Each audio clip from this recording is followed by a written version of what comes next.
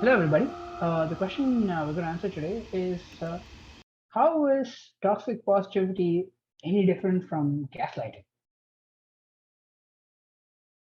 Exciting question. Uh, I was doing some research, and most of the information that I got today is from medical news today. So, what is gaslighting? To start off with, it's a process of manipulating someone to question their own experience, reality, sanity, or memories. And a bit of trivia: the reason it's called gaslighting is because it's based off of the movie called Gaslight, where a man basically dims all the gaslights in their house, and whenever his wife questions it, he kind of tells her, you have a mental illness, you're just imagining it, and kind of lying to her and making her question what was happening. So that's why the phenomenon is called gaslighting.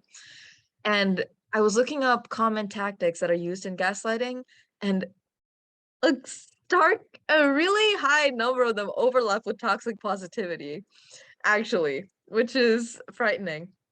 So it's part of the overlap is that, they both counteract a person's experience and trivialize their feelings. In toxic positivity, you're saying, hey, don't worry about the negative, everything's positive. And another way that gaslighting and toxic positivity overlap is that they kind of accuse people for the feelings they're feeling. So in gaslighting, you're if someone's feeling worried or suspicious, you're accusing them for feeling that way, and you're saying that's not what you should be doing. You're overreacting.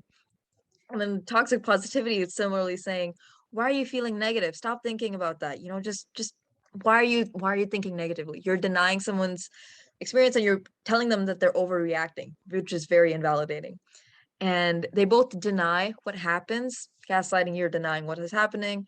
In toxic positivity, you're denying by avoiding all the negative experiences you're having at the moment, or what's causing the negative feelings. And they both divert the topic. Toxic positivity is focus on the positive. What else is going good in your life? Feel gratitude.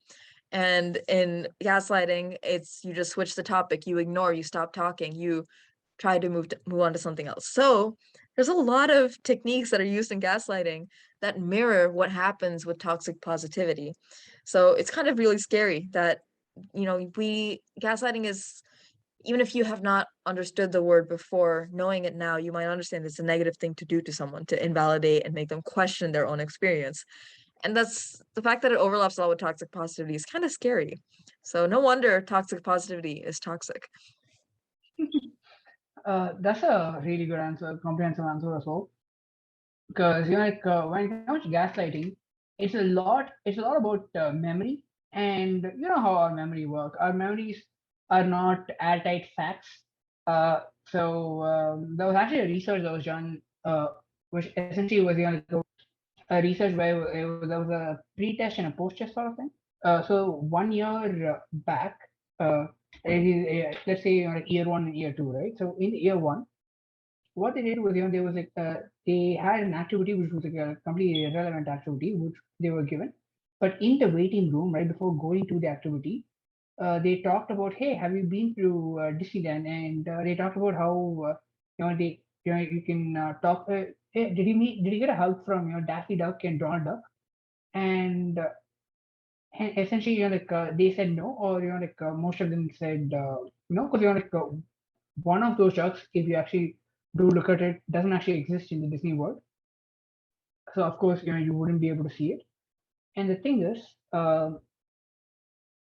1 year later, they essentially wanted to do the same activity again, and they called the same people again. And of course, they probably don't remember this one person who was just there in the waiting room, right? So in the waiting room, they asked, "Oh, by the way, have you gone to Disney World?" And they asked the same question. Did you get a hug from them? And the thing is, quite a few of them said, "Yes, I did." And the thing is, that couldn't have happened because it doesn't exist in the Disney world. And that's how our mind works, and that's why you really can't really believe a lot of what your mind says. So when our mind works like this, which it works like this for everyone, and then there's a person who uses that to their advantage.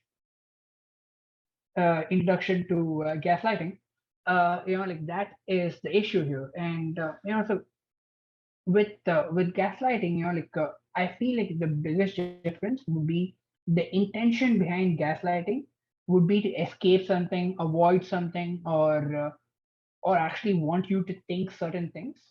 Whereas toxic positivity is more about it's usually well intentioned, but just going the wrong way. And I would say that's the biggest difference between a toxic positivity and a gaslighting, because we already talked about how similar they are. So this is one of the biggest difference between the two of them. Thanks for that comprehensive answer. We've covered both sides of the difference between toxic positivity and gaslighting. And now there's only one thing left to do, Akshay. I think I'm thinking the same thing as well. If this has so many issues, how do we deal with it? How do we combat it? We need to know the answer. Okay, then tomorrow you guys have a video. You guys need to check it out. All right. See you then. We'll solve this problem. Oh, you're still here? Well, thanks for getting to the end of the video. Hey, while you're still here, make sure to like, comment, subscribe, and hit the notification bell to get new updates when we post videos. Also, make sure to check out these equally exciting videos as well. Have you pressed it yet? Come on, you have 5 seconds left. 3, 2, press it now.